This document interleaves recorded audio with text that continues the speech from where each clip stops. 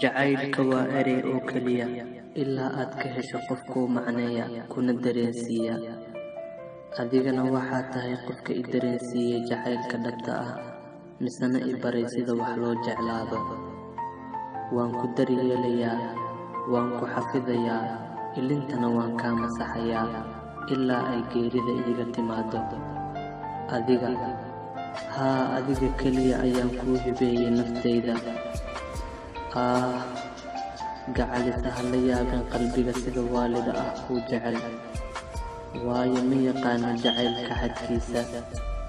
adiga marka aan kula joogo waxaa ii dhawaaqa qadarta, waxaa cod hoose igula hadlaya nasiibka, waxayna ii sheegayaan in aad adigu tahay calafkayga.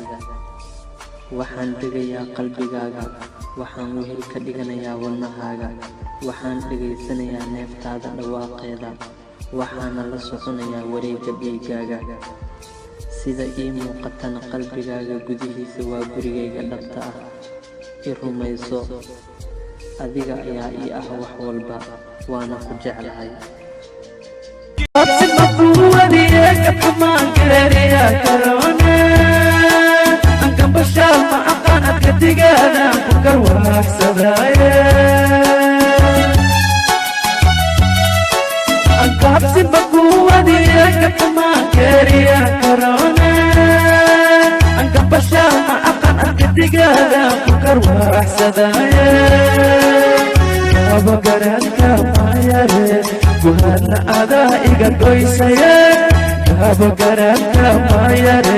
guhadna adaa iga goysaya hagaliyaarta habaan agibkaa ku taxa aan waa gaaray go'aankaasi.